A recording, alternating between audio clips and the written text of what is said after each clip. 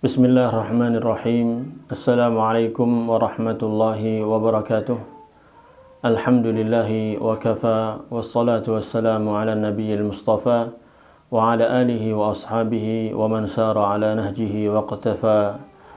Amma ba'du, ma'asyiral muslimin rahimani wa rahimakumullah. Kembali kita akan membahas berkaitan dengan buku Meraih Keberkahan Bulan Ramadan yang ditulis oleh Ustaz Yazid bin Abdul Qadir Jawaz rahimahullahu ta'ala. Dan pada kesempatan kali ini kita telah sampai pada pembahasan berkaitan dengan berinteraksi dengan Al-Quranul Karim. Di halaman 32, silakan bagi yang memiliki bukunya, dibuka halaman 32. Di sini Al-Ustaz Yazid bin Abdul Qadir Jawaz rahimahullah ta'ala membawakan pembahasan berkaitan dengan bagaimana kita berinteraksi dengan Al-Quranul Karim. Karena Ramadan ini adalah bulannya Al-Quran. Nih, kita akan bacakan perkataan dari Al-Ustaz Yazid bin Abdul Qadir rahimahullah ta'ala. Beliau mengatakan, Ramadan adalah bulan Al-Quran. Setiap muslim dan muslimah harus kembali kepada ajaran Al-Quran secara totalitas, yakni dengan membacanya, memahami isinya, serta mengamalkannya, dan menjadikannya sebagai cahaya dalam menapaki kehidupan ini. Ini sikap seorang muslim itu ya harus totalitas terhadap Al-Quran. Dia membacanya, ya membaca tulisannya, hurufnya, ya, kemudian memahami isinya, mempelajari artinya, tafsirnya, penjelasan para ulama tentang ayat tersebut, kemudian mengamalkannya, mengamalkan apa yang ada dalam Al-Quran, dan menjadikannya sebagai cahaya dalam menapaki kehidupan ini, pedoman hidup dia. Selama dia hidup di dunia, jadikan Al-Quran dan Sunnah pegangan hidup dia sampai akhir hayat dia. Nah, tidaklah kehinaan yang menimpa kaum muslimin pada zaman sekarang ini, melainkan disebabkan jauhnya mereka dari ajaran Al-Quran. Ya, kaum muslimin sekarang terpuruk, ya, ditindas oleh umat-umat yang lainnya, atau sekarang berada dalam kehinaan, kesengsaraan, itu karena mereka meninggalkan Al-Quranul Karim. Karena mereka tidak mau mengamalkan Al-Quran secara totalitas dalam kehidupan dia, dalam dia berkeluarga, dalam dia beribadah kepada Allah Subhanahu wa ta'ala. Maka Rasulullah sallallahu alaihi wasallam bersabda, "Innallaha la yarfa'u bihadzal Qur'ani aqwaman wa yadh'u bihi akharin." Sesungguhnya Allah akan mengangkat sejumlah kaum melalui Al-Quran ini. Ya, Allah akan memuliakan suatu kaum dengan Al-Quran ini. Kalau mereka mau mengamalkannya, maka Allah angkat derajat mereka di dunia dan di akhirat. Wa yadh'u bihi akharin, dan Allah akan merendahkan yang lain, jadi kaum yang lain melalui Al-Quran ini. Yakni bagi orang-orang yang mereka tidak mau mengamalkan Al-Quran, tidak mau dia mempelajari Al-Quran, tidak mau mengamalkan Al-Quran, menjalankan Al-Quran dalam kehidupan sehari-hari, maka Allah akan rendahkan dia, Allah akan hinakan dia. Wal'iyadzubillah. Hadis ini sahih, diriwayatkan oleh Imam Muslim, Ad-Darimi, Ibnu Majah, dan Ibnu Hibban. Dan silakan lihat di kitab Silsilah Al-Ahadits As-Sahihah nomor 2239 karya Syekh Al-Albani rahimahullahu ta'ala. Rasulullah sallallahu alaihi wasallam juga bersabda, "Idza tabaya'tum bil 'ainah wa akhadhtum adhnabal baqar wa raditum biz zar' wa taraktumul jihad, sallatallahu 'alaikum dhullan la yanzi'uhu hatta tarji'u ila dinikum." Jika kalian melakukan jual beli dengan sistem ainah, ya, jual beli dengan sistem ainah, ini salah satu bentuk ribawi, ya, metode jual beli, transaksi jual beli yang mengandung unsur riba.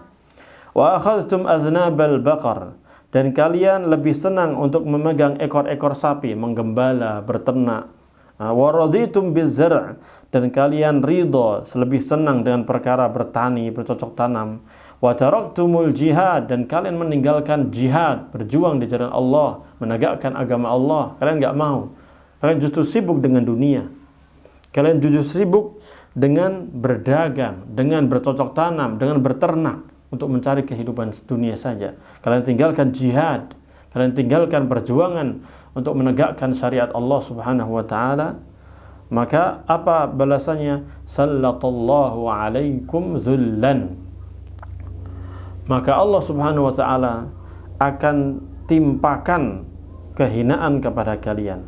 Allah akan menjadikan kehinaan itu menguasai kalian. La yanzi'uhu.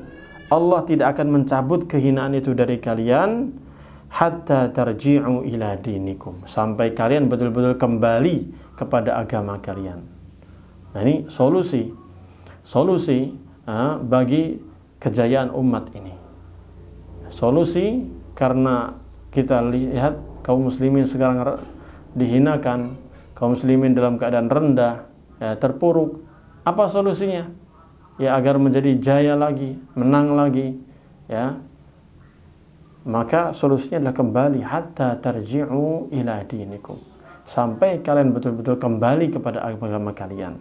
Jadi kembali kepada agama kalian, kembali kepada Al-Qur'an, kembali kepada sunnah Rasul sallallahu alaihi wasallam, kembali kepada agama yang telah diamalkan oleh Nabi sallallahu alaihi wasallam dan para sahabat radhiyallahu anhum ajma'in. Meninggalkan semua hal-hal yang baru dalam agama ini. Betul-betul kita totalitas kembali kepada Al-Quran dan Sunnah sesuai pemahaman sahabat radhiyallahu anhum ajma'in. Ini hadis ini sahih, ya, diriwayatkan oleh Imam Abu Dawud nomor 3462 dan Al-Baihaqi dalam Sunan Al-Baihaqi dari sahabat Abdullah bin Umar radhiyallahu anhuma, dan hadis ini disahihkan oleh Syekh Al-Albani dalam silsilah Al-Hadits As-Sahihah nomor ke-11. Nah, dan berulang kali, ya, Allah Subhanahu wa taala memberikan peringatan terhadap orang yang berpaling dari Al-Qur'an. Orang-orang yang tidak mau membaca Al-Qur'an, orang-orang yang tidak mau mempelajari Al-Qur'an, datang ke kajian untuk mempelajari tafsir Al-Qur'an, dia enggak mau. Atau tidak mau mengamalkannya. Disampaikan ayat kepada dia satu demi satu, dia tidak mau mengamalkannya. Artinya ini berpaling dari Al-Qur'an, dan Allah Subhanahu wa taala memperingatkan mereka, mengancam mereka di beberapa ayat. Di antaranya Ustaz Yazid bin Abdul Qadir Jawas rahimahullah taala membawakan 3 ayat, ya. Yang pertama adalah dalam surat Thaha, ini surat ke-20 ayat ke-124. Allah Subhanahu wa taala berfirman, "Wa man a'rada 'an dzikri fa inna lahu ma'isyatan dhanka wa nahsyuruhu yaumal qiyamati a'ma." Dan barang siapa berpaling dari peringatanku, yang berpaling dari Al-Quranul Karim sebagai peringatan dari Allah Subhanahu wa taala, maka sungguh dia akan menjalani kehidupan yang sempit. Di dunia dia akan sempit hidupnya, sengsara dia di dunia, tidak mendapatkan kelapangan dada, tidak mendapatkan keimanan, tidak mau beramal saleh. Wa nahsyuruhu yaumal qiyamati a'ma, dan pada hari kiamat nanti kami akan mengumpulkan dia dalam keadaan buta. Kenapa buta? Dia mengatakan, lima hasyartani a'ma wa qad kuntu basira. Kenapa ya Allah saya dibangkitkan dalam keadaan buta, padahal dulu saya bisa melihat? Ya, kenapa seperti itu? Kadzalika atatka ayatuna fanasitaha wa kadzalika al-yawma tunsa. Ya, demikianlah telah datang ayat-ayat kami kepadamu, tapi engkau melupakannya. Sudah ada ayat-ayat disampaikan kepada kita, Al-Quran sudah ada, yang disampaikan dalam kajian-kajian, dalam khutbah-khutbah, tapi engkau melupakannya. Engkau tidak memperdulikan ayat-ayat tersebut. Wa kadzalika al-yawma tunsa. Maka demikian pula hari ini engkau pun juga dilupakan. Na'udzubillahi min dzalik. Ini ancaman yang sangat mengerikan. Orang yang berpaling dari Al-Quranul Karim, berpaling dari petunjuk Allah Subhanahu wa ta'ala, maka dia akan mendapatkan kehidupan yang sempit, dan dia juga akan dibangkitkan dalam keadaan hina, dalam keadaan buta di hari kiamat kelak. Kemudian ayat yang kedua, Allah Subhanahu wa ta'ala berfirman di dalam surat As-Sajdah, surat yang ke-32 ayat yang ke-22. Allah Subhanahu wa ta'ala berfirman, "Wa man azlamu mimman dzukira bi ayati rabbih thumma a'rada 'anha inna minal mujrimina muntaqimun. Dan siapakah yang lebih zalim daripada orang yang telah diperingatkan dengan ayat-ayat Rabb-nya, kemudian dia berpaling darinya? Sungguh kami akan memberikan balasan kepada orang-orang yang berbuat dosa. Yakni orang yang berpaling dari ayat-ayat Allah Subhanahu wa taala, dia diingatkan dengan ayat-ayat, wahai fulan, sesungguhnya syirik itu haram. Sesungguhnya Allah Subhanahu wa taala mengharamkan kesyirikan, itu dosa yang sangat besar, dengan sampaikan ayatnya, sampaikan hadisnya. Dijelaskan bahwa riba itu haram, zina itu haram, minum khamr itu haram, judi itu haram. Ya, dan berbagai macam peringatan-peringatan dari ayat Al-Qur'an ataupun hadis Nabi sallallahu alaihi wasallam, dia diingatkan itu, namun dia a'rada, berpaling, summa a'rada anha. Dia kemudian berpaling dari ayat-ayat tersebut, gak mau mendengarkan nasihat, gak mau mengikuti ayat tersebut. Dia terus memperturutkan hawa nafsunya. Nah, sehingga terjerumus dalam kesyirikan, terjerumus dalam maksiat, terjerumus dalam dosa. Maka inilah orang yang paling zalim. Allah berfirman, "Wa man azlam", siapa lagi yang lebih zalim daripada orang yang diingatkan dengan ayat-ayat Tuhannya lalu dia berpaling dari ayat tersebut. Ini orang paling zalim. Dan ingat, Allah mengakhiri ayat ini, inna minal mujrimina muntaqimun. Sesungguhnya kami, Allah Subhanahu wa taala, ya, yang Maha Agung, yang Maha Besar, benar-benar akan membalas orang-orang yang berbuat dosa tadi. Nauzubillah min dzalik. Ancaman yang luar biasa. Makanya jangan sampai kita berpaling dari ayat-ayat Al-Qur'an. Kalau disampaikan ayat-ayat Al-Quran, disampaikan hadis-hadis yang sahih, maka kita ucapkan sami'na wa ata'na. Ya Allah, kami mendengar dan kami akan berusaha untuk mentaatinya. Jangan sampai ada penolakan dalam hati kita. Jangan sampai kita membantah ayat-ayat tersebut, menolaknya. Na'udzubillahi min dzalik. Kemudian Allah Tabaraka wa Ta'ala berfirman tentang Nabi sallallahu alaihi wasallam, di mana beliau mengadu kepada Allah Subhanahu wa taala. Allah Subhanahu wa taala berfirman, "Wa qala ar-rasulu ya rabbi inna qaumi ittakhadhu hadzal qur'ana mahjura."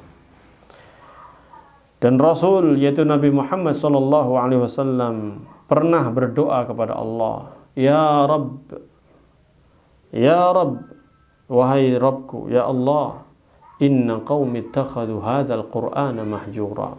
Sesungguhnya kaumku ini telah menjadikan Al-Qur'an itu sebagai sesuatu yang dijauhi. Mereka menjauhi Al-Qur'an. Ya Allah, Nabi sallallahu alaihi wasallam sedih melihat kaumnya ketika disampaikan ayat-ayat Al-Qur'an, mereka menjauhinya. Ini disebutkan dalam surat Al-Furqan, surat yang ke-25 ayat yang ke-30. Apa makna dari menjadikan Al-Quran itu sebagai sesuatu yang dijauhi? Ustaz Yazid rahimahullah ta'ala mengatakan, artinya, ini disebutkan dalam Taisir Al-Karimir Rahman, di tafsir As-Sa'di. Imam Abdurrahman bin Nasir As-Sa'di rahimahullah ta'ala mengatakan, artinya, mereka itu telah berpaling dari Al-Quran, mengabaikan dan meninggalkannya. Padahal yang menjadi kewajiban mereka adalah patuh kepada hukum-hukumnya serta menerima aturan-aturannya dan mengikutinya. Nah ini. Tapi mereka malah berpaling dari hal tersebut, maka celaka mereka. Dan Nabi SAW sedih melihat umat yang meninggalkan Al-Quranul Karim. Maka kita jangan sampai membuat Nabi kita Muhammad SAW sedih. Salawatu Rabbi wa salamuhu alaih. Semoga salawat dan salam senantiasa terlimpahkan kepada Nabi kita Muhammad sallallahu alaihi wasallam. Penulis melanjutkan, orang yang berpaling dari Al-Quran akan mendapatkan banyak keburukan di dunia. Di antaranya, yang pertama, ini keburukan bagi orang-orang yang meninggalkan Al-Quran. Yang pertama, dinilai sebagai orang yang zalim. Ayat tadi, surat As-Sajdah ayat ke-22. Yang kedua, dinilai sebagai orang yang tersesat, ya, karena dia tidak mengikuti petunjuk Al-Quranul Karim. Kemudian yang ketiga, dinilai sebagai orang yang berdosa. Inna minal mujrimina muntaqimun. Sesungguhnya kami akan betul-betul membalas dosanya orang-orang yang berbuat dosa tadi. Kemudian yang keempat, disamakan dengan keledai. Nah, ini di ayat yang surat Al-Jumu'ah ya, permisalan Mathalul ladzina hummilut Taurata thumma lam yahmiluha kamathalil himari yahmilu asfara. Ya, permisalan orang-orang yang diberikan kitab Taurat kepada mereka lalu mereka tidak mau memikulnya, tidak mau mengamalkannya, maka mereka itu seperti keledai. Ya, walaupun ayat tersebut berkaitan dengan orang-orang Yahudi, mereka diberikan kitab Taurat, ya, Bani Israel diberikan kitab Taurat, mereka tidak mengamalkannya, tapi al-ibrah bi'umumil lafzi la bi khususis sabab. Jadi yang diambil pelajaran itu keumuman lafaz itu, bukan karena kekhususan sebab. Memang ayat itu turun untuk Bani Israel, orang-orang Yahudi. Tapi itu juga berlaku bagi kita semuanya. Kalau kita atau naudzubillah min dzalik, kalau ada orang yang berpaling dari ayat-ayat Al-Qur'an, tidak mau mengamalkan ayat-ayat Al-Qur'an, maka dia sama seperti orang-orang Yahudi yang Allah Subhanahu wa taala misalkan mereka disamakan dengan seperti keledai. Yahmilu asfar, dia memakai atau keledai itu memikul beban-beban kitab-kitab suci tapi tidak mau mengamalkannya karena nggak paham, nggak mau memahaminya dan seterusnya. Maka jangan sampai seperti itu. Yang kelima, menjadi teman dekat setan. Nah, ini menjadi teman dekat setan karena dia berpaling dari Al-Qur'anul Karim sehingga menjadikan setan sebagai temannya. Yang keenam, menjalani kehidupan yang sempit itu, ma'isyatan dhanka, surat Thaha tadi, ayat yang ke-124. Jadi kehidupan di dunia ini dia sempit. Enggak mendapatkan cahaya petunjuk dari Allah Subhanahu wa taala. Yang ketujuh, wal a'yadzu billah, su'ul khatimah. Dia akan meninggal dunia dalam keadaan yang buruk. Itu di dunia. Nah, sekarang di akhirat, orang yang berpaling dari Al-Qur'an juga akan mendapatkan banyak keburukan. Di antaranya, satu, diazab di alam kubur, wal'iyadzu billah. Yang kedua, dikumpulkan di padang mahsyar dalam keadaan buta tadi. Ayat surat Thaha, ayat ke-124 tadi, wa nahsyuruhu yaumal qiyamati a'ma, dan pada hari kiamat nanti kami akan membangkitkan dia dalam keadaan buta. Yang ketiga, termasuk orang yang merugi, penuh penyesalan dan selalu diliputi kesedihan. Ya, menyesal. Kenapa saya dibangkitkan dalam keadaan buta? Ya, karena Anda tidak mau mendengarkan, tidak mau melihat, tidak mau membaca ayat-ayat yang telah dibacakan kepada kamu. Anda tidak mau mengamalkannya. Nah, hina. Yang keempat, didoakan keburukan oleh Nabi sallallahu alaihi wasallam. Ya, didoakan keburukan oleh Nabi kita Muhammad sallallahu alaihi wasallam. Yang kelima, diharamkan dari syafaat Al-Qur'an. Karena yang mendapatkan syafaat Al-Qur'an hanyalah orang yang membacanya, memahaminya dan mengamalkannya. Yang keenam, mendapatkan azab neraka, wal iyadzu billah. Dan masih banyak yang lainnya. Nas'alullah as-salamata wal afiyah. Kita memohon kepada Allah keselamatan dan dijauhkan dari hal-hal yang buruk. Kemudian Al-Ustaz Yazid bin Abdul Qadir Jawwas rahimahullah ta'ala mengatakan, ada 4 tingkatan dalam berinteraksi dengan Al-Quran, yaitu pertama membacanya, yang kedua mentadabburinya, yang ketiga mengamalkannya, yang keempat menghafalnya. Dan nanti Ustaz Yazid bin Abdul Qadir Jawwas rahimahullah ta'ala akan merinci, ya, berkaitan dengan membaca Al-Quran akan dirinci panjang lebar, kemudian mentadabburinya, mengamalkannya dan menghafalnya akan dibahas secara panjang lebar. Oleh karena itu kita bahas yang pertama kali adalah berkaitan dengan membaca Al-Quran saja. Ya, untuk dalam kesempatan kali ini kita cukupkan sampai membaca Al-Quranul Karim. Nah, kita akan bacakan. Ustaz Yazid rahimahullah ta'ala mengatakan, yang pertama membaca Al-Quranul Karim. Setiap muslim dan muslimah diperintahkan untuk selalu membaca Al-Quran.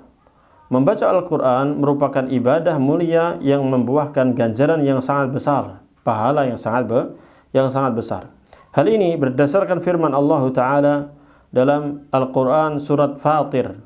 Surat Fatir itu surat yang ke-35, ya, ayat ke-29 sampai 30. Allah Subhanahu wa taala berfirman, "Innal ladzina yatluna kitaballahi wa aqamus salata wa anfaqu mimma razaqnahum sirran wa 'alaniyatan yarjuna tijaratan lan tabur liyuwaffiyahum ujurahum wa yazidahum min fadlihi innahu ghafurun syakur." Sesungguhnya orang-orang yang selalu membaca kitabullah, yang selalu membaca Al-Quranul Karim, yatluna kitaballah, yatlun itu bisa artinya membaca kitabullah atau mengikutinya, karena tala yatlu bisa maknanya dua, membaca dan mengikuti, bisa dua-duanya artinya. Innal ladzina yatluna kitaballah, sesungguhnya orang-orang yang selalu membaca kitabullah, yaitu Al-Quranul Karim, atau dia mengikuti ajaran-ajaran Al-Quranul Karim, ya, lalu dia mendirikan salat dan menginfakkan sebagian rezeki yang telah kami anugerahkan kepada mereka dengan diam-diam dan terang-terangan. Yani diam-diam, enggak ada yang orang yang tahu, dia infak, dia sedekah, dia memberikan sesuatu kepada orang tanpa ada yang mengetahuinya, atau terang-terangan, atau dia terang-terangan kelihatan sama orang. Dan ini dua-duanya boleh dan memiliki keutamaan masing-masing. Mereka itu sedang mengharap perdagangan yang tidak akan rugi. Yani orang-orang yang mengikuti Al-Quran, membacanya, mengamalkannya, dia melaksanakan sholat, membayar zakat, infak, sedekah, baik secara terang-terangan ataupun diam-diam, sembunyi-sembunyi, maka hakikatnya mereka ini sedang menginginkan berdagang kepada Allah Subhanahu wa taala dengan dagangan yang lan tabur, yang tidak akan rugi, pasti akan mendapatkan keuntungan yang besar di sisi Allah Subhanahu wa taala. Pasti untung. Dagangan yang pasti untung ini. Karena dia berdagang kepada Allah Subhanahu wa taala. Liwafiyahum ujurahum wa yazidahum min fadlih. Agar Allah menyempurnakan pahalanya kepada mereka dan menambahkan karunia-Nya. Innahu ghafurun syakur. Sesungguhnya Allah itu Maha Pengampun, mengampuni dosa, mengampuni kesalahan. Syakur, Allah itu Maha mensyukuri. Artinya kalau syakur itu Allah Maha mengampuni, Allah Maha bersyukur, mensyukuri apa yang dilakukan oleh hambanya. Amila qalilan wa ujira katsiran. Ya, hamba tersebut mengamalkan amalan yang sedikit tapi dia mendapatkan pahala yang besar, berlipat ganda. Ya, ini dalam surat Fatir. Surat yang ke-35 ayat ke-29 sampai 30 tadi. Di antara pahalanya, ini kan dibawakan juga ternyata sama Ustaz Yazid. Yang pertama, Imam Qatadah rahimahullah ta'ala berkata, Mutarrif bin Abdullah rahimahullah ta'ala apabila membaca ayat ini, ayat tadi, beliau mengatakan ayat ini diperuntukkan bagi qurra, para pembaca Al-Quran. Disebutkan dalam tafsir Ibnu Katsir. Nah, lihat, Allah Subhanahu wa ta'ala menjelaskan dalam ayat ini bahwa orang-orang yang senantiasa membaca Al-Quranul Karim, ya, dia mengikuti ajaran Al-Quranul Karim, dia salatnya rajin, dia sering juga sedekah, infak, zakat, ya, maka mereka ini akan mengharapkan perdagangan yang tidak akan rugi. Dia akan untung besar, mendapatkan pahala yang besar. Allah akan berikan kepada mereka pahalanya secara sempurna dan Allah akan tambah dari karunia-Nya. Ini kata Mutarrif bin Abdullah, ayat ini untuk orang-orang yang suka membaca Al-Quran, suka membaca Al-Quran. Kenapa akhi? Pahalanya besar sekali. Satu huruf hitungannya, bayangkan. Satu huruf itu dinilai sebagai satu kebaikan. Bahkan dilipat gandakan menjadi 10 dan menjadi lebih dari itu. Nabi SAW menjelaskan hal tersebut sebagaimana diriwayatkan dari sahabat Abdullah bin Mas'ud radhiyallahu anhu. Dia berkata, Rasulullah sallallahu alaihi wasallam bersabda. Ya, ini agak hujan jadi saya teriak aja, semoga suaranya terdengar ya. Hujan deras lumayan. Diriwayatkan dari sahabat Abdullah bin Mas'ud radhiyallahu anhu, dia berkata, Rasulullah sallallahu alaihi wasallam bersabda, Man qara'a harfan min kitabillah falahu bihi hasanah wal hasanatu bi'ashri amthaliha la aqulu alif lam mim harfun walakin alifun harfun wa lamun harfun wa mimun harfun. Barang siapa membaca satu huruf saja dari kitabullah Al-Quranul Karim, maka baginya satu kebaikan. Dan satu kebaikan tersebut akan dilipat gandakan menjadi 10 yang semisalnya, akan diganjar dengan 10 yang semisalnya, dilipat gandakan oleh Allah Subhanahu wa ta'ala. Aku tidak mengatakan bahwa alif lam mim itu satu huruf, tetapi alif satu huruf, lam satu huruf, dan mim satu huruf. Yani lihat, per huruf itu mendapatkan 10 kebaikan. Bayangkan ikhwan, kita baca Al-Fatihah saja sudah berapa huruf. Membaca Al-Baqarah 1 sampai 10 misalnya, berapa huruf yang kita dapatkan? Kalikan 10 kebaikan itu. Allahu Akbar. Dan pahalanya luar biasa besarnya. Ini butuh keimanan ya ikhwan. Karena pahala enggak kelihatan. Pahala ini enggak kelihatan. Ini iman bil ghaib. Maka ciri-ciri orang bertakwa itu alladzina yu'minuna bil ghaib. Mereka beriman kepada hal-hal yang gaib, yang enggak terlihat. Pahala-pahala seperti ini banyak sekali. Dan itu besar-besar. Ya enggak kelihatan memang sekarang. Nanti akan kelihatan nanti di akhirat. Dan orang-orang yang menyia-nyiakan pahala seperti ini, dia akan rugi serugi-ruginya. Ya, seringkali orang itu lebih terkesima dengan kehidupan dunia yang sementara, yang cash itu deh. Coba, kalau misalnya seandainya, saya kasih contoh, satu kebaikan itu dinilai 1.000 rupiah. 1.000 rupiah Pak. Sekarang 1.000 rupiah di 2025 ini, paling dapat permen 2. Ya, permen kecil itu 2. 1.000 gorengan nggak dapat, tempe gorengan, tahu goreng nggak dapat 1.000 sekarang. Sekarang di Jakarta apalagi, ini 2.000, 1.500 kadang.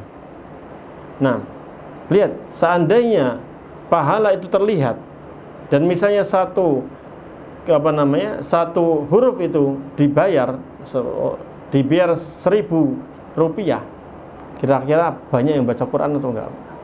Oh pasti banyak Pak, ngantri, orang nggak bakal baca.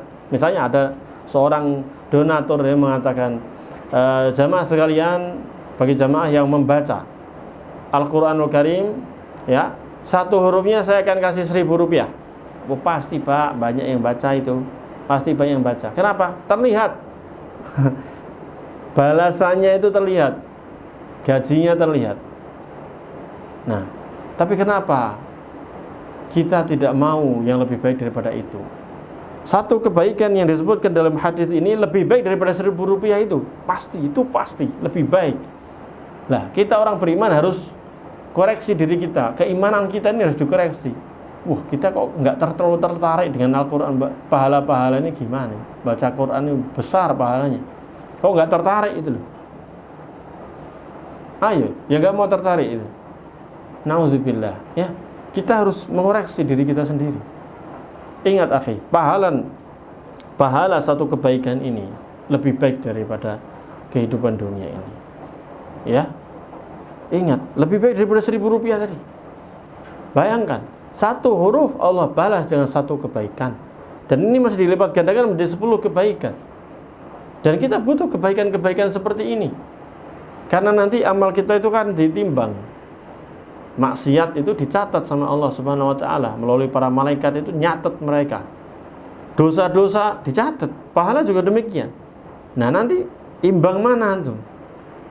Kalau ditimbang ternyata berat keburukannya, sengsara kita. Tapi kalau ditimbang berat kebaikannya, alhamdulillah. Maka butuh kebaikan-kebaikan seperti ini. Pahala-pahala demi pahala ini. Besar pahalanya ikhwan. Semoga ini menjadi motivasi bagi kita. Enggak kelihatan, iya enggak kelihatan, tapi itu lebih baik daripada dunia seisinya. Nah, ini hadis ini diriwayatkan oleh Imam At-Tirmidzi dan Ibnu Abi Syaibah dalam kitab Al-Musannaf, dan disahihkan oleh Syekh Al-Albani rahimahullah ta'ala dalam Sahih Al-Jami' As-Saghir nomor 6469, ya, 6469, dan silsilah al-hadits as-sahihah nomor 3327. Hadis ini sahih ikhwan. Diriwayatkan dari sahabat Abu Dzar Al-Ghifari radhiyallahu anhu, dia berkata, aku pernah menyampaikan kepada Rasulullah sallallahu alaihi wasallam, ya Rasulullah, berilah aku wasiat. Maka beliau sallallahu alaihi wasallam bersabda, alaika bitaqwallahi fa innahu ra'sul amri kullihi. Hendaknya engkau bertakwa kepada Allah, hendaknya engkau selalu bertakwa kepada Allah, karena itu, yaitu takwa itu sesungguhnya adalah pokok segala urusan. Ya, kalau segala urusan kita mau baik, ya kita bertakwa kepada Allah Subhanahu wa taala. Lalu aku sampaikan lagi, ya Rasulullah, tambahkanlah untukku nasihatnya, wasiatnya. Nabi SAW pun menasihati, alaika bitilawatil Qur'an, fa innahu nurun laka fil ardi wa dhukhurun laka fis sama'. Hendaknya engkau selalu membaca Al-Quran, karena Al-Quran, membaca Al-Quran itu sesungguhnya adalah cahaya bagimu di dunia ini sekaligus simpananmu di langit. Ini hadis ini diriwayatkan oleh Imam Ibnu Hibban dan dihasankan oleh Syekh Al-Albani dalam Sahih At-Targhib wa Tarhib nomor 1422. Diriwayatkan juga oleh Imam Ahmad dari sahabat Abu Sa'id Al-Khudri radhiyallahu anhu. Silahkan lihat di kitab Silsilah Al-Hadits As-Sahihah nomor 555. Nah, jadi membaca Al-Quran ini akan menjadi cahaya bagi kita di dunia dan akan menjadi simpanan nanti di langit itu. Sampai disimpan di langit untuk di akhirat nanti. Mendapatkan pahala yang besar di sisi Allah Subhanahu wa taala. Kemudian hadis berikutnya diriwayatkan dari sahabat Abdullah bin Amr bin Al-As radhiyallahu anhuma, yang mengatakan Rasulullah sallallahu alaihi wasallam bersabda kepadaku, yakni memerintahkan Abdullah bin Amr bin Al-As, Iqra'il Qur'ana fi kulli syahrin. Bacalah Al-Qur'an dalam setiap bulan. Maksudnya, bacalah Al-Qur'an sampai khatam setiap bulannya. Jadi satu kali khatam dalam satu bulan. Qala qultu inni ajidu quwwatan. Kemudian Abdullah bin Amr bin Al-As mengatakan, ya Rasulullah, saya masih mampu mengerjakannya lebih dari itu.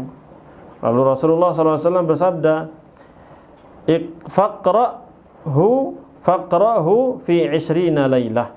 Kalau mau bisa lebih, mau nambah lagi, maka silahkan baca sampai khatam selama 20 hari. 20 hari khatam. Nah, maka Abdullah bin Amr bin Al-As radhiyallahu anhuma mengatakan lagi, inni ajidu quwwah, ya Rasulullah, saya masih bisa mampu lagi melakukan lebih dari itu. Maka Rasulullah sallallahu alaihi wasallam bersabda, faqra'hu fi 7 wa la tazid 'ala dzalik. Maka kalau demikian, jika demikian, bacalah sampai khatam Al-Qur'an itu selama 7 hari dan jangan lebih dari itu. Ini hadis sahih diriwayatkan oleh Imam Al-Bukhari nomor 5054 dan Imam Muslim nomor 1159. Dan ini lafaz beliau. Ya, lihat dalam hadis ini. Nabi SAW memerintahkan untuk menghatamkan Al-Quran selama berapa? 1 bulan. Kalau bisa 1 bulan khatam, berarti 1 hari berapa? Kalau 30 juz, 30 hari, berarti 1 hari 1 juz. Nah, atau dihatamkan 20 malam, yakni 20 hari. Khatam dalam waktu 20 hari. Kan tinggal dibagi berapa 1 harinya. Demikian. Atau 7 hari. Nah, ini motivasi bagi kita. Kalau antum bisa 1 hari 1 juz, itu lebih baik. Dan ini butuh kesungguhan, butuh waktu, butuh taufik dari Allah Subhanahu wa taala. Kemudian diriwayatkan dari sahabat Abu Umamah Al-Bahili radhiyallahu anhu yang mengatakan, aku pernah mendengar Rasulullah sallallahu alaihi wasallam bersabda, Iqra'ul Qur'ana fa innahu ya'ti yaumal qiyamati syafi'an li ashabihi. Bacalah Al-Qur'an, sesungguhnya Al-Qur'an akan memberikan syafaat pada hari kiamat bagi para pembacanya. Ini hadis yang sangat terkenal, ya. Hadis yang sahih diriwayatkan oleh Imam Muslim nomor 804, di mana Al-Qur'anul Karim ini akan menjadi syafaat, akan menolong kita nanti, akan membela kita nanti di hari kiamat. Tapi bagi siapa? Bagi yang membacanya, yang mengamalkannya, gitu.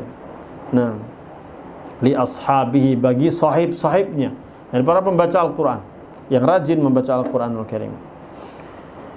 Sahabat yang mulia Jundub bin Abdullah bin Sufyan Al-Bajali radhiyallahu anhu pernah berwasiat, usikum bitaqwallahi wa bil qur'ani fa innahu nurul lailil muzlim wa hudan nahari fa'lamu wa'malu bihi ala ma kana min juhdin wa faqatin. Aku wasiatkan kepada kalian supaya bertakwa kepada Allah, dan hendaknya kalian senantiasa membaca Al-Quran. Sesungguhnya Al-Quran adalah cahaya di malam yang kelam, yang gelap gulita, dan petunjuk di siang hari. Ketahuilah dan amalkanlah Al-Quran semampu kalian. Ini disebutkan dalam kitab Siyar A'lamin Nubala jilid ketiga halaman 174. Amirul Mukminin Utsman bin Affan radhiyallahu anhu mengatakan, "Lau tahurat qulubukum ma syabi'tum min kalamillahi azza wa jal." Seandainya hati kalian bersih, niscaya kalian tidak akan pernah kenyang dengan firman-firman Allah azza wa jal. Athar ini diriwayatkan oleh Imam Ahmad dalam kitab Az-Zuhd nomor 678. Perkataan Amirul Mukminin Utsman bin Affan radhiyallahu anhu ini menunjukkan bahwa di antara ciri hati kita itu bersih atau tidak itu dilihat ketika dia baca Al-Quran. Kalau kita membaca Al-Quran tenang, ya, bisa mendapatkan kenyamanan, ya, bisa lama durasinya, kita betah sekali, nikmat ketika membaca Al-Quran, berarti hati kita ini bersih. Berarti hati kita bersih dari dosa-dosa. Tapi kalau ketika kita membaca Al-Quran kok terasa berat, gelisah, pengennya cepat berhenti, pengennya cepat selesai, ya, itu berarti kita memiliki banyak dosa. Dosa-dosa yang menumpuk itu membuat kita berat dalam beribadah kepada Allah Subhanahu wa ta'ala. Termasuk di antaranya berat ketika membaca Al-Quran. Sahabat Abdullah bin Mas'ud radhiyallahu anhu mengatakan, "Man ahabba an ya'lama annahu yuhibbullaha wa rasulahu falyanzur fa in kana yuhibbul Qur'ana fa huwa yuhibbullaha wa rasulahu." Barang siapa yang ingin mengetahui apakah dirinya cinta kepada Allah dan Rasulnya, maka hendaklah ia perhatikan. Bila dia mencintai Al-Quran, berarti dia cinta kepada Allah dan Rasulnya. Ya, athar ini sahih diriwayatkan oleh Imam At-Tabrani dalam Al-Mu'jamul Kabir nomor 8658 di kitab Majma'uz Zawaid jilid ke-7 halaman 165. Al-Haythami berkata, para perawinya thiqah. Lihat, perkataan Abdullah bin Mas'ud radhiyallahu anhu, seorang sahabat yang mulia. Beliau mengatakan, ini untuk mengetes diri kita. Apakah kita cinta kepada Allah atau tidak? Barang siapa yang ingin mengetahui apakah dirinya itu betul-betul cinta kepada Allah dan Rasulnya, atau dia tidak cinta dengan cinta yang sejati, maka hendaknya dia lihat pada dirinya sendiri. Apakah dia cinta membaca Al-Quran? Kalau dia cinta membaca Al-Quran, senang membaca Al-Quran, maka dia pasti cinta kepada Allah dan Rasulnya. Tapi kalau dia tidak suka membaca Al-Quran, berat membaca Al-Quran, malas membaca Al-Quran, berarti dia tidak cinta kepada Allah, tidak cinta kepada Rasulullah sallallahu alaihi wasallam. Silakan dikoreksi diri sendiri. Perhatikan diri kita sendiri. Apakah kita cinta kepada Allah dan Rasulnya? Bagaimana interaksi kita dengan membaca Al-Quranul Karim? Nah, beliau radhiyallahu anhu, ini Abdullah bin Mas'ud radhiyallahu anhu juga pernah mengatakan, "Man aradal ilma falyaqra'il Qur'ana fa inna fihi ilmul awwalin wal akhirin." Barang siapa yang menginginkan ilmu, maka hendaklah ia membaca Al-Quran, karena sesungguhnya di dalam Al-Quran terdapat ilmu generasi pertama dan yang terakhir. Athar ini sahih diriwayatkan oleh Imam Ibnu Abi Shaybah di kitab Al-Musannaf, ya, At-Tabrani di kitab Al-Mu'jamul Kabir, dan Al-Baihaqi di kitab Syu'abul Iman nomor 1808. Nah, lihat, Abdullah bin sahabat yang mulia Abdullah bin Mas'ud radhiyallahu anhu mengatakan, barang siapa yang menginginkan ilmu yang bermanfaat bagi dia, maka hendaknya baca Al-Quran, pahami Al-Quran. Karena dalam Al-Quran itu ada ilmu orang-orang yang terdahulu dan ilmu-ilmu yang bagi orang-orang yang terakhir. Yani Al-Quranul Karim menjelaskan segala sesuatu, menjelaskan kisah-kisah umat terdahulu, bagaimana mereka kehidupan mereka, bagaimana mereka bahagia, bagaimana mereka sengsara, bagaimana mereka dibinasakan. Sebabnya apa? Dijelaskan sama Al-Quranul Karim. Kisah-kisah sejak zaman Nabi Adam, Nuh, Hud, Saleh, Ibrahim, dan seterusnya. Nabi-nabi terdahulu dan umat-umatnya, bagaimana kehidupan mereka dijelaskan. Dan juga untuk orang-orang yang terakhir. Jadi ilmu-ilmu akan bermanfaat bagi orang-orang yang hidup di akhir-akhir zaman. Semua akan mendapatkan manfaatnya. Ini bermanfaat sekali Al-Quran. Yang jadi masalah kita mau membacanya atau tidak, mau mempelajarinya atau tidak, hadir kajian atau tidak. Hadir kajian ikhwan fiddin azzakumullah, penting sekali. Di kajian itu kita bisa membahas kitab-kitab Al-Quran, kitab-kitab tafsir Al-Quran, kitab-kitab hadis, yang membuat keimanan kita semakin tinggi, membuat ilmu kita semakin luas, pemahaman tentang agama kita semakin dalam. Ini penting sekali, kajian demi kajian, hadir kajian, nyimak kajian, menyimak dan seterusnya, biar kita betul-betul paham. Al-Quranul Karim itu agung sekali, dan tidak ada yang mengetahui keagungannya kecuali orang yang betul-betul mendalaminya. Kapan kita mau mendalaminya kalau kita tidak mau membaca? Kapan kita mau memahami Al-Quran dengan baik dan benar kalau kita tidak mau menghadiri kajian-kajian, tidak mau menyimak kajian-kajian? Nah, semoga Allah Subhanahu wa ta'ala membimbing kita untuk semangat dalam beribadah, semangat dalam mempelajari agama ini, ya, sehingga kita bisa mengamalkannya dalam kehidupan sehari-hari. Al-Ustaz Yazid bin Abdul Qadir rahimahullah ta'ala menjelaskan, hadis ini menganjurkan kita untuk membaca Al-Quran. Setiap hari seorang mukmin dan mukminah harus membaca Al-Quran di rumah-rumah mereka. Apabila ada di antara kaum muslimin, kaum mukminin yang masih belum bisa membaca Al-Quran, itu merupakan suatu aib yang sangat besar, suatu kehinaan yang sangat besar. Maka harus belajar Al-Quran. Nah, lihat masjid-masjid yang ada sekarang, ya, coba dibuka kelas-kelas untuk membaca Al-Quran, latihan belajar Al-Quranul Karim. Datangkan ustaz-ustaz yang bisa mengajarkannya dengan baik dan benar. Ya, belajar, jamaah belajar. Masjid jangan hanya sekadar untuk sholat jamaah saja, untuk khutbah Jumat saja, tapi harus ada waktu-waktu tertentu untuk majelis tahsinul Quran, tahsin tilawatil Quran, belajar memperbaiki bacaan Al-Quranul Karim. Ya, itu harus ada upaya untuk itu, biar kita bisa membaca Al-Quran dengan baik dan benar. Bagaimana mungkin Al-Quran yang isinya petunjuk hidup, keselamatan di dunia dan di akhirat, yang seharusnya dibaca, dipahami dan diamalkan kandungannya, malah ditinggalkan oleh kaum muslimin? Bagaimana mungkin seorang mukmin dapat menguasai bahasa asing dan mampu menyisihkan waktunya untuk belajar bahasa asing seperti bahasa Inggris, Jepang, Jerman dan lainnya, namun ia tidak dapat membaca Al-Quran apalagi memahami isinya? Allahu Akbar. Ini nasihat dari Ustaz Yazid rahimahullah ta'ala. Kadang kita semangat sekali untuk les bahasa, privat bahasa Inggris, privat bahasa Mandarin, privat bahasa Jepang. Biar apa? Biar bisa kerja di sana, biar bisa mendapatkan gelar ini dan itu, bisa menguasai ilmu dan itu.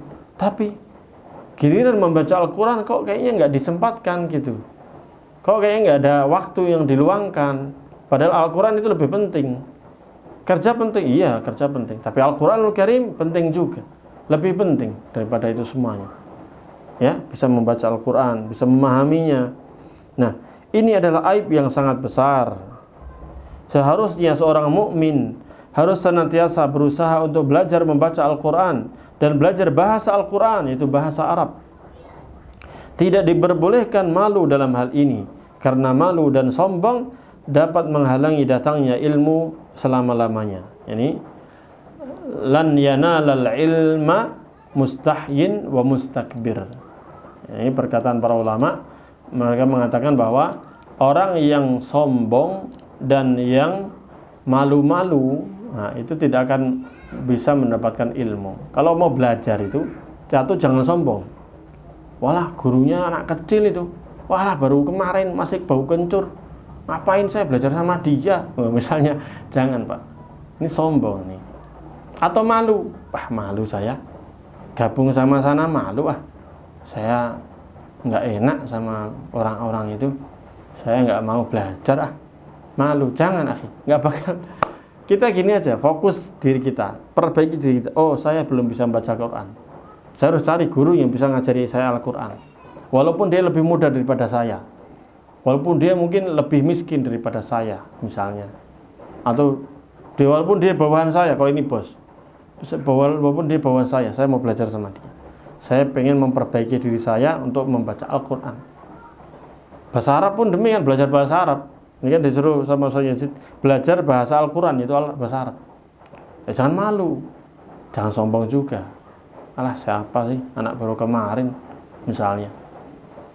Atau malu, gak enak, malu saya, tuh pada pinter-pinter. Ya akhi, belajar itu bareng-bareng aja. Ada yang pinter, ada yang lebih pinter, ada yang enggak. Itu wajar. Di mana belajar kayak gitu. Tapi nggak usah malu, ya. Jelas tujuan kita jelas untuk belajar membaca Al-Quran biar bisa baca Al-Quran, bisa lancar baca Al-Quran. Demikian pula belajar bahasa Arab biar bisa paham Al-Quran dan hadis. Ya, ikut kajian ya biar belajar tentang agama. Intinya perbaiki diri kita sendiri, nggak usah pedulikan orang lain. Orang yang cinta kepada Allah Azza wa Jalla dan Rasulnya harus membaca Al-Quran dari mushafnya. Rasulullah SAW bersabda, "Man sarrahu an yuhibballaha wa rasulahu falyaqra fil mushaf." Barang siapa yang ingin dimudahkan untuk cinta kepada Allah dan Rasulnya, hendaknya dia membaca Al-Quran dari mushafnya. Ini hadis ini sahih diriwayatkan oleh Imam Abu Nuaim dalam kitab Hilyatul Awliya, dan disahihkan oleh Syekh Albani dalam silsilah al-hadits as-sahihah nomor 2342. Nah, ini yang ditulis sama Ustaz Yazid itu harakatnya, "Man sarrahu an yuhibballahu wa rasuluhu falyaqra fil mushaf." Kalau yuhibballahu itu Allah mencintai dan Rasulnya juga mencintai dia, gitu ya. Jadi terjemahnya nanti malah barang siapa yang ingin Allah dan Rasulnya cinta kepadanya, maka hendaknya dia membaca dari mushaf. Tapi terjemahnya Ustaz Yazid menerjemahkan, barang siapa yang ingin dimudahkan untuk cinta kepada Allah, berarti Allah dan Rasulnya itu maf'ul bih.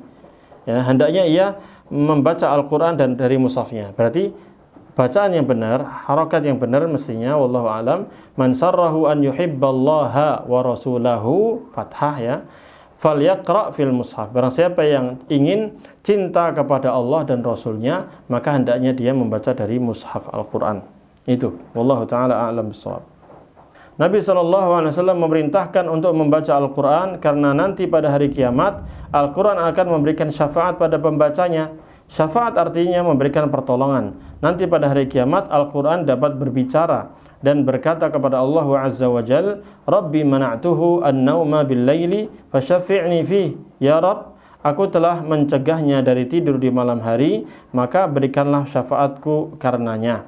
Ini hadis ini sahih diriwayatkan oleh Imam Ahmad, Al-Hakim, dan disahihkan oleh Syekh Al-Albani dalam Sahih Al-Jami' As-Saghir nomor 3882 di kita, dan juga di kitab Sahih Al-Targhib wa Tarhib nomor 1429. Ya, berarti di sini hadis ini sahih, ya, betul sahih. Jadi Al-Qur'anul Karim Allah akan mampukan saat itu, Allah wujudkan seperti apa, wallahu taala alam, bisa membela orang-orang yang sering membacanya. Dan nanti akan berkata, "Ya Allah, saya dulu telah mencegahnya dari tidur di malam hari karena dia di malam hari membaca Al-Quran, maka tolonglah dia, masukkan dia di surga, ampuni dosa-dosanya, dan seterusnya." Allah Azza wa Jalla Maha berkuasa. Dia memberikan kemampuan kepada Al-Quran untuk dapat berbicara pada hari kiamat. Nah, sebagaimana kulit yang akan berbicara pada hari tersebut, ya, nanti kulit kita juga bisa berbicara. Ya, Allah Maha mampu atas hal itu. Bagaimana itu serahkan kepada Allah Subhanahu wa taala. Kita hanya mengimani saja. Nah, pada hari kiamat kulit akan menjadi saksi atas apapun yang dilakukan oleh pemiliknya. Allah Azza wa Jalla berfirman, "Antaqanallahu alladzi antaqa kulla syai'." Ya, kulit-kulit dan anggota tubuh saat itu akan mengatakan, Allah telah membuat kami berbicara di hari ini, di hari kiamat, sebagaimana Dia membuat segala sesuatu dapat berbicara. Al-Quran Surat Fussilat, surat yang ke-41, ayat ke-21. Oleh karena itu, bagi yang belum bisa membaca Al-Quran atau belum lancar membacanya agar segera belajar dan jangan ditunda lagi. Kita harus senantiasa memanfaatkan waktu luang kita sebagai wujud rasa syukur kita kepada Allah Subhanahu wa taala atas nikmat ini. Ya, Rasulullah sallallahu alaihi wasallam bersabda, "Ni'matani maghbunun fihi ma katsirun minan nas, as-sihhatu wal faragh." Ada dua nikmat yang banyak manusia tertipu dengan kedua nikmat tersebut, yaitu nikmat sehat dan waktu luang. Hadis ini sahih diriwayatkan oleh Imam Al-Bukhari, hadis nomor 6412, At-Tirmidzi hadis nomor 2304 dan Ibnu Majah nomor 4170 dan yang lainnya. 6. Jadi ketika Allah berikan kita kesehatan dan waktu luang, gunakan kesempatan untuk belajar membaca Al-Quran agar kita bisa membaca Al-Quran dengan tartil. Itu perintah dari Allah Subhanahu wa taala. Maka membaca Al-Quran itu harus dengan tartil. Dianjurkan bagi orang yang sedang membaca Al-Quran agar membacanya dengan tartil serta memperbagus irama dan suaranya. Allah Subhanahu wa taala berfirman, "Warattilil Qur'ana tartila." Dan bacalah Al-Quran itu dengan tartil. Al-Quran surat Al-Muzammil, surat yang ke-73, ayat yang ke-4. Diriwayatkan dari sahabat Abdullah bin Amr bin Al-As radhiyallahu anhuma, dari Nabi sallallahu alaihi wasallam beliau bersabda, "Yuqalu li sahibil Qur'an iqra' wartaqi warattil kama kunta turattilu fid dunya fa inna manzilataka 'inda akhir ayatin taqra'uha." Akan dikatakan kepada orang yang membaca Al-Quran, bacalah dan naiklah derajatmu ke surga, serta bacalah dengan tartil. Ya, sebagaimana bacaanmu di dunia, engkau juga membaca dengan tartil. Maka pahalamu nanti, kedudukanmu di surga itu tergantung dari akhir ayat yang kau baca. Hadis ini sahih diriwayatkan Imam Abu Dawud, ya. Hadis nomor 1464 dan At-Tirmidzi hadis nomor 2914 dan disahihkan oleh Syekh Al-Albani dalam silsilah Al-Hadits As-Sahihah hadis nomor 2240. Nah, membaca dengan tartil artinya membaca perlahan dengan sesuai makhraj dan tajwidnya. Ya, harus belajar ini. Imam Ibnu Katsir rahimahullah mengatakan, bacalah dengan perlahan-perlahan, sebab hal itu bisa membantu dalam memahami Al-Quran dan lebih menghayatinya. Pelan-pelan aja, dinikmati, ya, nggak usah buru-buru, nggak usah cepat-cepat. Dengan itu kita akan apa? Bisa memahami artinya dan menghayatinya, ya, mentadaburinya. Itu nikmat jadinya. Nggak usah buru-buru. Sahabat Abdullah bin Abbas radhiyallahu anhu mengatakan, membaca satu surat dengan tartil lebih aku sukai daripada membaca Al-Quran seluruhnya dengan cepat. Ya, pelan-pelan aja, nikmati, itu lebih nikmat, ya, daripada membaca Al-Quran secara keseluruhan tapi ngebut cepat-cepat. Nah, lihat kitab At-Tibyan fi Adabi Hamalatil Quran halaman 70. Nah, suara yang indah akan menambah kekhusyuan dalam kita melaksanakan sholat. Memperindah suara ketika membaca Al-Quran itu juga dapat membuat hati menjadi lembut dan membuat mata menangis, serta dapat membuat hati dan anggota tubuh kita khusyuk dalam mendengarkannya. Ini penting. Jadi suaranya diperindah, ya, sesuai dengan hukum-hukum tajwidnya, hurufnya, bacaannya bagusin, ya, membaca huruf-hurufnya sesuai dengan makhrajnya, ya. Itu akan membuat kita nikmat dalam mendengarkan bacaan Al-Quran Al-Karim. Nah, diriwayatkan dari sahabat Al-Barra bin Azib radhiyallahu anhu, dia mengatakan, aku pernah mendengar Rasulullah sallallahu alaihi wasallam pada salat Isya membaca Wat-tini waz-zaitun, surat At-Tin, yani. Tidaklah aku pernah mendengarkan bacaan atau suara yang lebih baik, yang lebih bagus daripada suara Nabi sallallahu alaihi wasallam. Yani suara yang diucapkan, dibacakan oleh Nabi sallallahu alaihi wasallam itu luar biasa suaranya. Beliau gitu yang baca Al-Quran itu sangat merdu, sangat nikmat, sangat bisa dihayati, luar biasa, ya. Diriwayatkan oleh Imam Bukhari, riwayat ini hadis nomor 7527. Nah, Rasulullah sallallahu alaihi wasallam memerintahkan para sahabat beliau untuk memperindah bacaan Al-Quran. Dan beliau memuji sebagian sahabat yang dikaruniai suara yang indah dalam membaca Al-Quranul Karim. sebagaimana pujian Nabi SAW kepada sahabat Abu Musa al-Ash'ari radhiyallahu anhu yang diberikan suara yang indah sekali ketika membaca Al-Quranul Karim. Nabi SAW bersabda, laqad utita mizmaran min mazamiri ali Dawud. Sungguh engkau telah diberikan suara bagaikan seruling dari seruling suaranya Nabi Dawud. Yani seruling di sini maksudnya suara yang indah, bukan seruling ini, tapi seruling suara yang indah sekali. Nah, ini hadis ini disebutkan dalam Sahih Bukhari, ya, nomor 5048 dan Sahih Muslim nomor 793 dan At-Tirmidzi nomor 3855 dan Imam Al-Baihaqi dari sahabat Abu Musa al-Ash'ari radhiyallahu anhu. Artinya, suara Abu Musa al-Ash'ari radhiyallahu anhu saat membaca ayat-ayat Al-Quran itu sangat indah, indah sekali. Dan diriwayatkan dari sahabat Abu Hurairah radhiyallahu anhu bahwasanya Rasulullah sallallahu alaihi wasallam bersabda, "Laisa minna man lam yataghanna bil Qur'an." Ya, tidak termasuk golongan kami siapa saja yang tidak melagukan Al-Qur'an. Yang memperindah suaranya ketika membaca Al-Qur'anul Karim. Nah, hadis ini sahih diriwayatkan oleh Imam Bukhari, ya, hadis nomor 769 dan juga Imam Muslim, An-Nasa'i dan At-Tirmidzi. Nah, Imam An-Nawawi rahimahullah ta'ala menjelaskan bahwasanya yang dimaksud adalah orang yang tidak membaguskan suaranya ketika membaca Al-Quran. Ini dalam kitab At-Tibyan fi Adabi Halmanatil Quran. Kitab At-Tibyan ini bagus, ya, tentang adab-adab para pembaca Al-Quran. Nah, beliau menjelaskan bahwasanya, ya, kalau kita membaca Al-Quran itu harus dibagusin bacaannya, suaranya diindahkan, ya. Innal ladzina amanu wa 'amilus shalihat, gitu. Innal ladzina yatluna kitaballahi wa aqamus shalah. Jadi diindahkan suaranya, diperindah suaranya sehingga tadabbur betul-betul dinikmati. Nah, akan tetapi ada pula irama bacaan yang dilarang oleh para ulama, semisal membaca Al-Quran dengan mengikuti irama musik dan lagu. Wah, ini nggak boleh. Nah, bahkan membaca Al-Quran dengan mengikuti alunan irama musik dan lagu merupakan bid'ahnya para qari, bid'ahnya orang-orang yang biasa membaca Al-Quran. Dan ini bid'ah yang paling jelek menurut para ulama, sebab musik itu hukumnya haram di dalam Islam dengan dasar ayat-ayat Al-Quran dan hadis-hadis Nabi SAW yang sahih. Jadi, ya, perindah suara kita, ya, belajar ilmu tajwid yang benar, ya, lagukan Al-Quran itu dengan indah, seindah-indahnya, tanpa harus mengikuti lirik-lirik dan intonasi-intonasi suara-suara musik. Nah, seperti itu. Wallahu ta'ala a'lamu bis-shawab.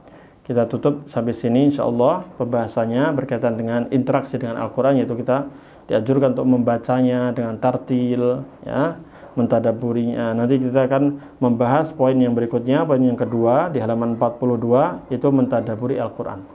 Demikian untuk kesempatan kali ini kita tutup. Subhanakallahumma bihamdika asyhadu an la ilaha illa anta astaghfiruka wa atubu ilaik. Wassalamualaikum warahmatullahi wabarakatuh.